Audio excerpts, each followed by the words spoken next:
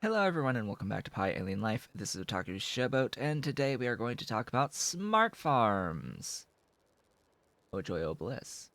If you've been enjoying the tutorial series thus far, please be sure to comment, like, subscribe, and hit the notification bell to help make this series appear higher up in YouTube search results. You can do all of the social stuff through the links in the description below the video, including supporting Pyanodon's mods development at patreon.com/Pyanodon and myself at patreon.com/Otaku Showboat. So King Arthur, who is the primary person coding a lot of the things that are being added or have been added at this point in PyAl Life, has requested something about the smart farm mechanics. So in the current iteration of the smart farms, the first thing to note is you do not get access to smart farms until you get utility science. So smart farms are a utility science phase of the game item. Smart farms, once you're able to make them, require lots of stuff to actually make because, of course, we are at utility science here. I mean, this recipe is very likely to change. This recipe is very likely to change because all of this stuff is like really easy, cheap stuff. It should not be circuit board 1, it should be circuit board, like, it should be circuit 4s, like intelligent units at this phase of the game where you really get access to some of this stuff. This harvester is what you need to actually do the harvesting. This is a more appropriate recipe, to be completely honest. So you'll need harvesters to harvest what is planted by the automated smart farm. Expect recipes to change. Expect everything to change. When you place an automated smart farm, it automatically places a whole bunch of wood fences. It does like landfill in it so that you know that this is the extent of what's going to be placed with the smart farm. There are many recipes for things that can be planted in the smart farm. This includes Yotoi, both aloe and fruit. This includes Tufra, Renea, Relesia, Kikalk, Grod, Cadaveric Aurum, and bioreserves. And bioreserves. So you'll just be able to gather biosamples from the bioreserve with the harvesters. This should be a separate special thing. I actually am very interested in this, so I actually want to like do some copy paste stuff just to look at this, to see it do its thing. This is not actually the recipe that I need here. So this allows me to actually say that automated smart farms are actually rocket silos in disguise. They are rocket silos in disguise. And for these to actually work,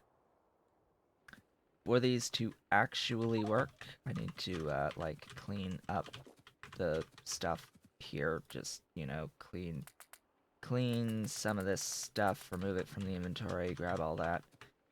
So we can see that this is like NEMS, carbon nanotubes, metallic glass, blanket chassis. Of course, you're going to have all of this by Yellow Science anyway, because smart farms are not for a very long time.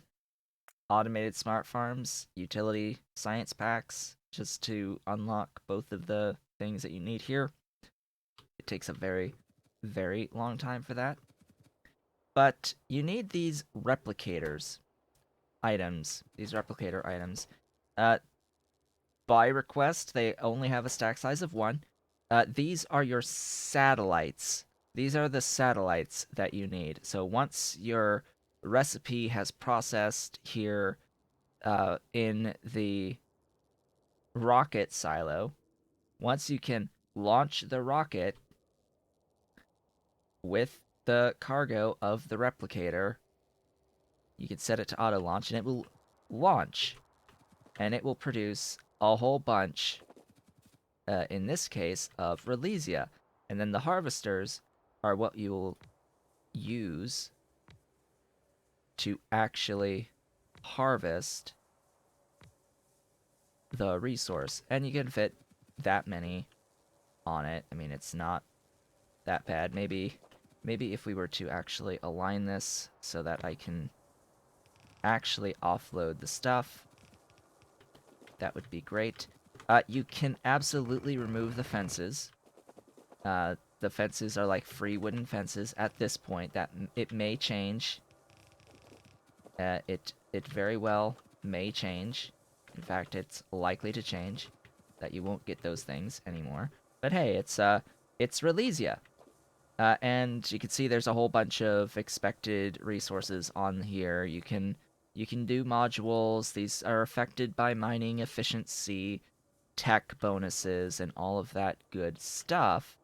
The recipes, the individual recipes, if I place another one down, these individual recipes, they don't actually tell you what the output is going to be, but the more complex the recipe that you choose, with more ingredients and such, the more resource density that you're going to end up with on the bushes. And as far as I am aware, when this cycles, it is supposed to just increase the amount of the expected resources at this point. Uh, there was a time where it was just like duplicating on the same tile the resources and causing slowdown and all that. That should have changed by now. So now we've got a growth of resources over time. So as long as you're cycling this more than what you're harvesting, you don't have to worry about running out or any of that, and this will just grow on the resource density. And eventually you can just turn it off and wait until you've mined out the resource again until, yeah, do wonderful things with that. So you, all right, you need to pay very close attention to what is actually being loaded in the rocket inventory. You need to pay very close attention to what is actually being loaded in the rocket inventory.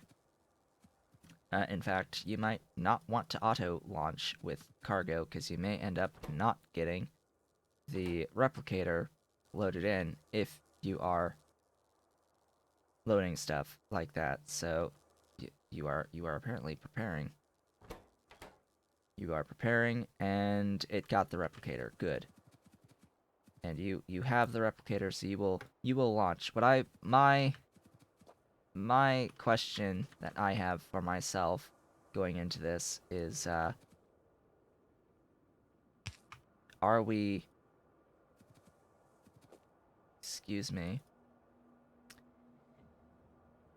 Okay. Well, that answers my question. That fully answers my question, actually. So when you do have the bioreserve being spawned out of the automated smart farm, you will need collectors currently, rather than the harvesters for the other stuff. And these need to be fed the fuel. The fuel. Interesting how you need biosamples to make the stuff to give you more biosamples. So yeah, this is your perpetual source for the biosamples. You will need to feed it biocollectors, unfortunately, or fortunately, depending on your persuasions. And of course, you have permanent solutions that are a little bit better, I think. At least they are supposed to be a bit better, for getting yourself the various types of plants. Note that this is not fungi, this is only the plants. So you can totally smart farm all of the available plants in PyAlien Life. That is the basics of the mechanics at the moment. These are just rocket silos. The bigger / more advanced the recipe, the higher the resource density will be for that cycle. You will always need to add a replicator that will count as your satellite to launch. Otherwise, if you launch without a replicator, you will end up with nothing, and you will have lost all of the inputs. All of the inputs will be completely lost if you launch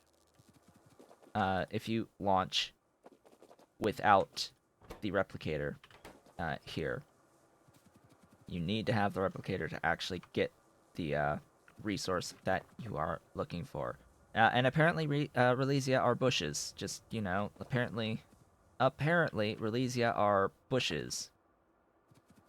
Just as an FYI, apparently Relesia are bushes. So, in a nutshell, that's smart farms. Good luck with getting to the point where you are able to actually use smart farms. These are at utility science, so yeah, definitely good luck. If you're not like doing creative mode or infinity mode or any of that, actually getting here is going to be really hard. But this does offer a unique solution for producing the various types of plants at scale, especially considering you have harvesters, nine harvesters per smart farm.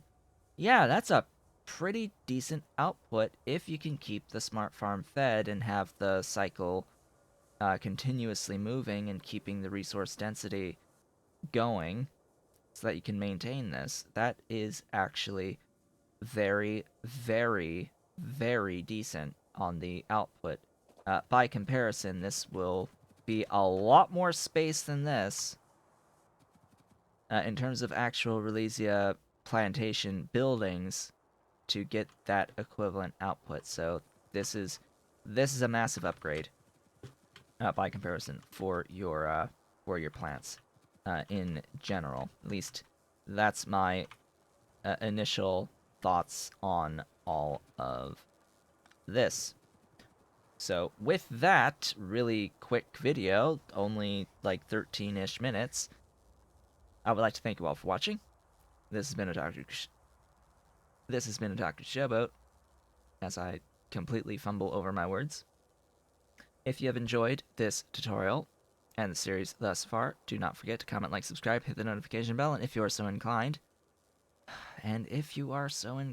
why, again, I'm off. I'm off today. Yeah, so I need to remember to, like, edit now. Great. With that, folks, I would like to thank you all for watching.